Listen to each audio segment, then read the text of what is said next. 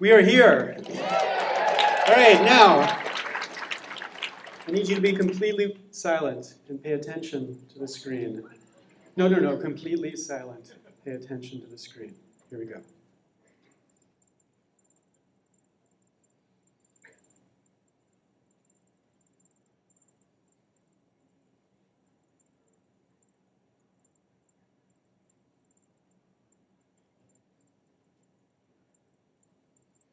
Our moment of silence has ended. 1846, exactly 13.4 miles from right there, in Walden Pond, Henry David Thoreau wrote this: "There are 1,000 hacking at the branches of evil to one who is striking at the root." Rootstriker. All right, now I want you to say that, okay? Rootstriker. Let's start. This side says root, that says striker. Okay, ready? Rootstriker. Rootstriker. Okay, all together. This is really fun. Rootstriker. Okay, Rootstriker. Now, this event today was supposed to be a celebration. 5 years ago this month, Save the Internet launched, project of free press, a powerful and important cross-partisan movement to support network neutrality and other sane policies to protect and extend the Internet. Hundreds of thousands of citizens rallied to defend this network. Hundreds and thousands of citizens from all political stripes. Code Pink and Bill Sapphire. Move On and the Christian Coalition of America, Google and Microsoft, sort of, but sort of was good enough for Microsoft. Huckabee and Obama, all of them rallied with all of you to support this essential architecture of the Internet. And the leading political champion we all believed here was Barack Obama. And 2 years ago, when he became our president, we believed it was certain that we were going to win because, of course, as he told us, he takes a back seat to no one. Right? Remember. We have the privilege to live in a transformational moment, a moment when an idea can change the world, a moment when technology empowers us as never before. To seize this moment, we have to ensure free and full exchange of information, and that starts with an open internet. The most important thing we can probably do is to preserve the diversity that's emerging through the internet, something called net neutrality. I will take a backseat to no one in my commitment to network neutrality. I have a question about net neutrality. The answer is yes. I am a strong supporter of net neutrality. Once providers start to privilege some applications or websites over others, then the smaller voices get squeezed out and we all lose. That, I think, destroys one of the best things about the internet, which is that there's this incredible equality. What you want to do is to preserve this concept that everybody has equal access to the ultimate consumer, the ultimate user and producer of material on the internet. I want to maintain that basic principle in how the internet functions. And so as president, I'm going to make sure that that is the principle that my FCC commissioners are applying as we move forward. A back seat to no one.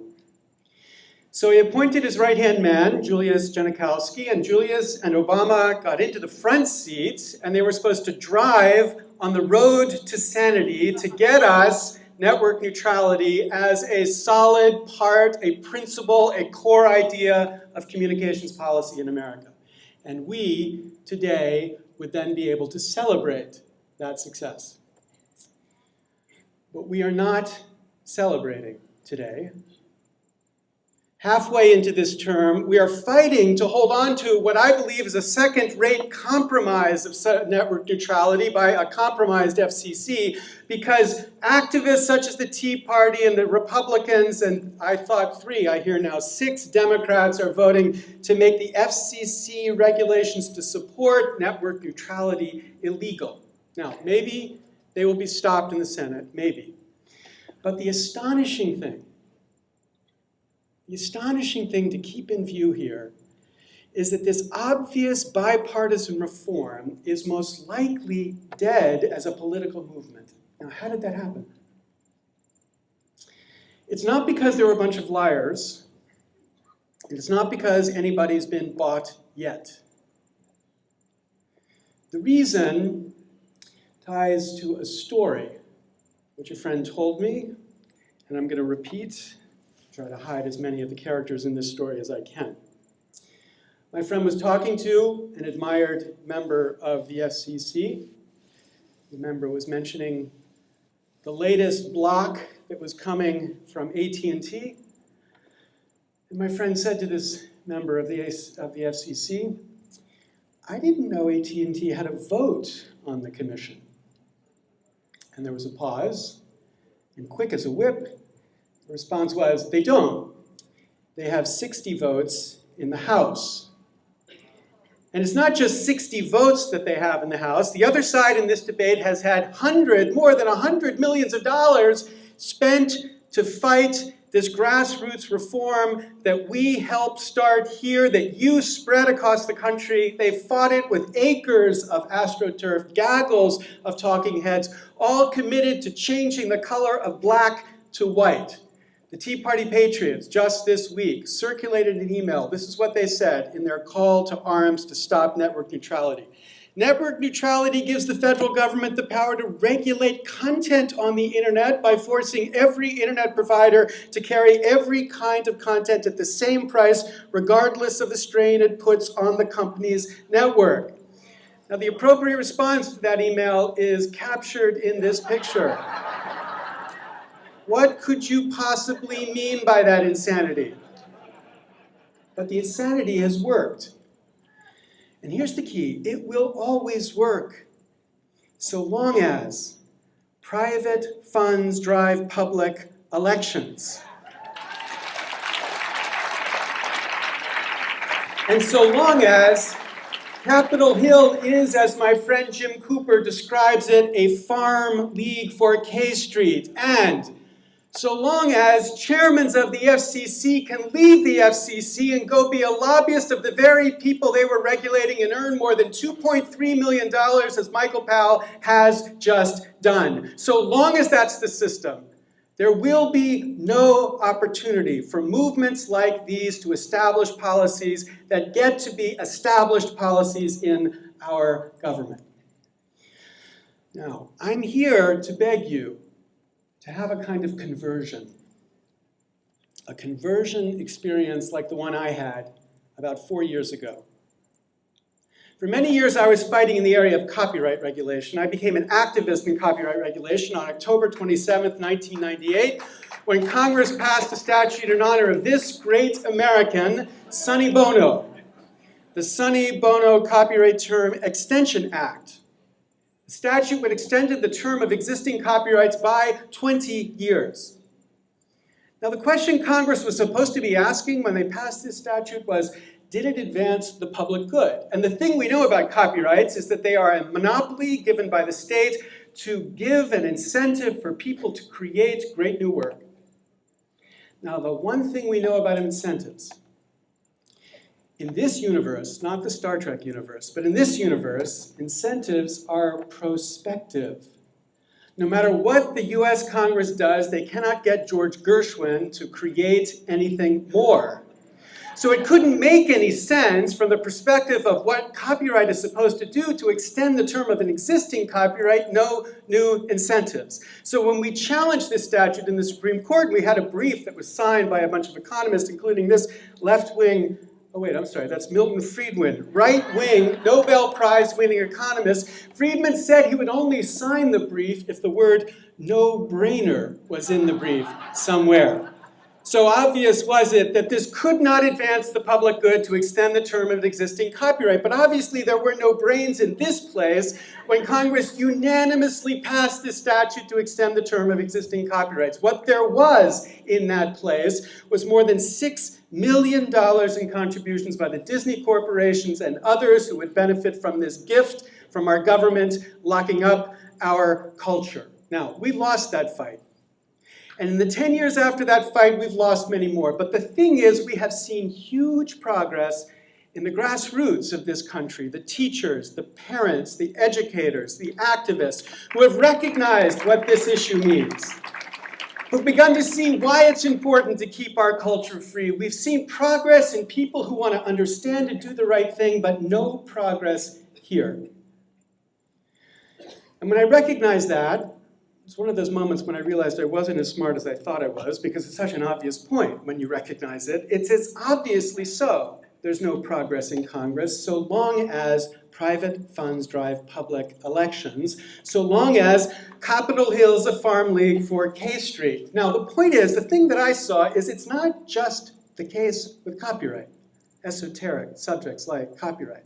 Think about issues like Wall Street. We've just seen a collapse of our economy, triggered by a collapse on Wall Street, triggered in part by the recklessness of banks that were too big to fail. So after this collapse and an extraordinary intervention of the Treasury and an even more extraordinary intervention by the Fed to save our economy and save these banks, Congress got around to the question of reforming the system that led to banks too big to fail. And during the period of reform, lobbyists scurried to Capitol Hill to try to get Congress to do the, quote, right thing. There were 25 times the number of lobbyists representing the banks on the Hill than representing public policy positions on the Hill. And the result is that these banks that were too big to fail before are even bigger today. No change because of the influence of that money. Or think about global warming, right?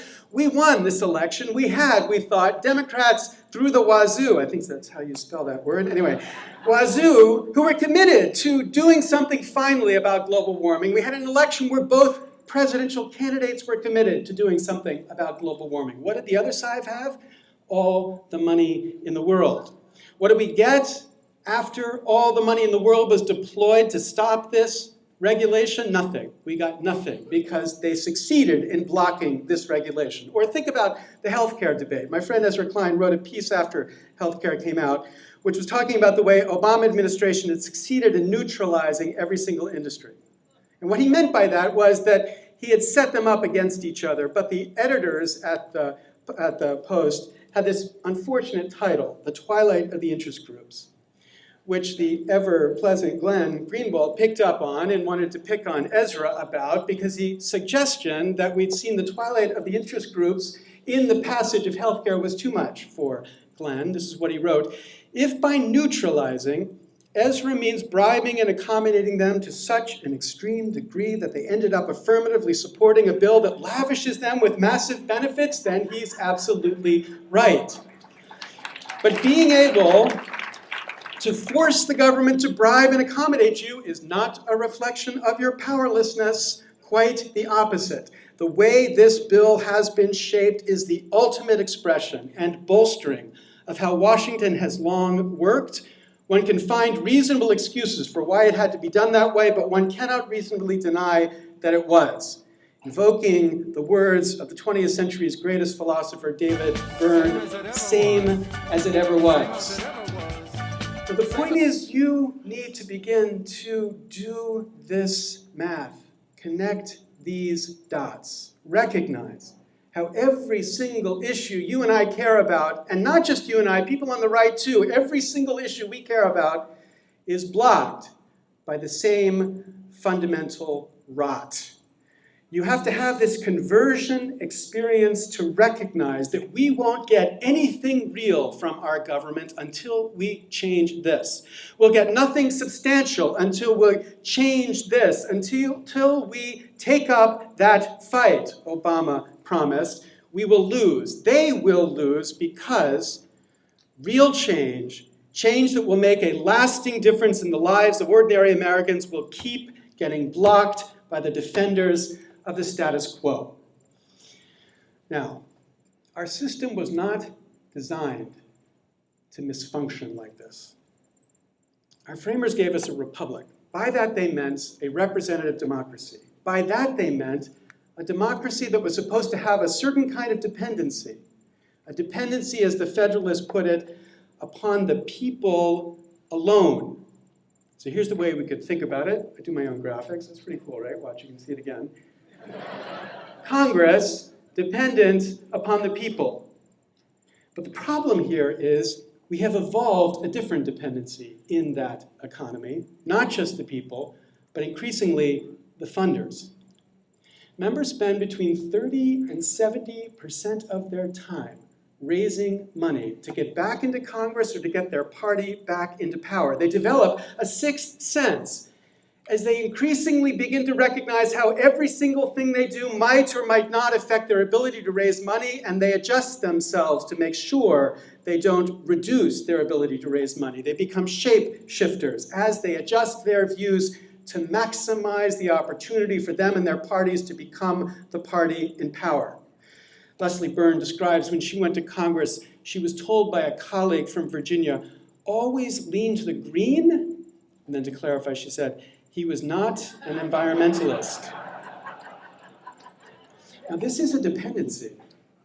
It's a different and conflicting dependency from the dependency on the people, because here's the fundamental math, this might surprise you, the funders are not the people. The funders are a radically different group. The top 1% are the funders, not the people, and that fact bends policies. This extraordinary study by Martin Gylens evaluated the difference between what Congress does when the top 10% want something and the bottom 90% want the opposite. What does Congress do? Who do they follow? The rich or the 90%? And what he found was a vast discrepancy between what Congress does for the people and what Congress does for the rich. They follow the rich, even though the rich are nowhere close to the majority of the people. So it distorts what Congress does, and it erodes trust in this institution. Gallup's latest poll finds 11% of Americans have confidence in Congress. Put that in context, right? There were more people who believed in the British crown at the time of the Revolution than who believe in our Congress today. 75% of Americans believe money buys results in Congress, a little bit more of the Democrats than the Republicans, but when the Democrats controlled, I can tell you the numbers were reversed, more Republicans than Democrats. This is a corruption of our system. It's not Rob Blagojevich corruption. It's not brown paper bag corruption. There's no quid pro quo bribery here that I'm talking about. Instead, it's a corruption of the independence of this institution to do what it was intended to do, to be dependent upon the people alone. Now, it will stay like this until we take up that fight. So how do we do that? I have three things I'm going to ask you to do today. Number one, I want you to become Rootstrikers. I want you to join us. We have something launched today, rootstrikers.org, where you can join us, or you can text your email to this cool number. It's going to hang around for a little bit. Cool number, which will join you to this to help you bring us into the space where we can get others to understand this. So number one, become a Rootstriker. Number two, help us teach this lesson. Help us get people to connect the dots. And one way to do that is to tag every single example you see of money driving results with this hashtag Rootstriker, which we will automatically be sucking into this space, rootstrikers.com, and collecting and sorting and organizing so anybody can begin to see what all of us begin to see when we say money buys results in Congress. And then that site will feed into another project just launched today. CC Mixter is running a Strike the Root remix contest. The prize to include signed art from the source of the art for this remix contest, which is Shepard Fairey, all of that to drive attention towards this focus on getting people to understand this cause. So number one, become a Rootstriker. Number two, teach others. Number three, the most important, wear Keds. Okay, now I'm wearing Keds, right? It's kind of hard for a 50-year-old to wear Keds, but there it is, Keds. Why Keds? So here's the story, right? So Keds is promoted by Stride Rite. Stride Rite was started by this man, Arnold Hyatt. Arnold's a shy guy. This is the biggest picture I could find of him on the internet. He's also a loyal Democrat. In 1996, he was the second largest contributor to the Democratic Party. So in 1997, Bill Clinton invited Arnold Hyatt and 30 other fat cats to a dinner at the Mayflower Hotel in Washington. And he asked each of these fat cats to stand up and tell him what they thought the president should do in the remaining years of his administration. We don't have a picture of this, but I sort of envision it's something like this. Arnold gets up, begins to address the president, and this is what he says. Mr. President, I know you're an admirer of Franklin Delano Roosevelt. So I want you to put yourself in Roosevelt's shoes in 1939. When Roosevelt realized he needed to convince a reluctant nation to wage a war to save democracy. Because Arnold said, Mr. President, you too have to convince a reluctant nation to wage a war to save democracy. Not a war against fascists, but a war against fat cats.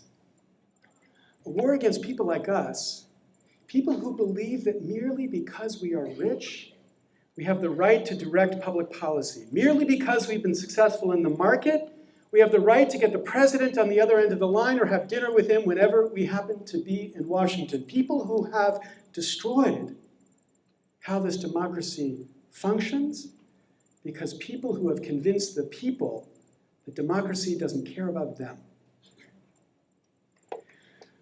Yeah.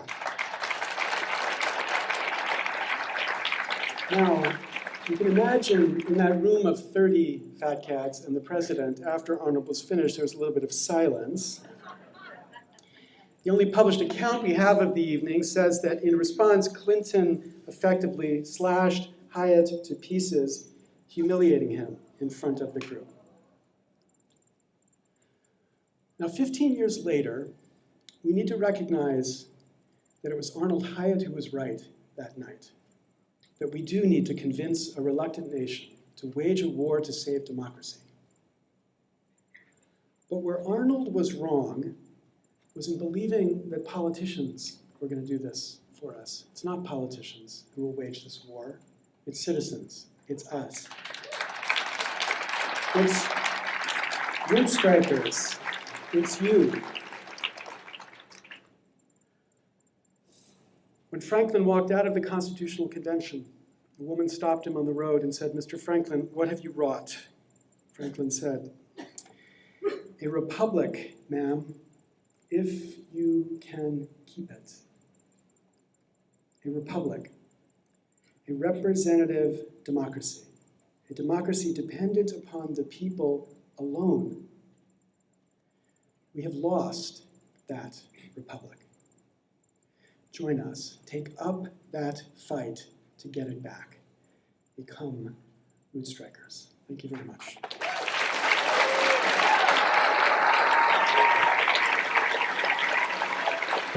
Thank you.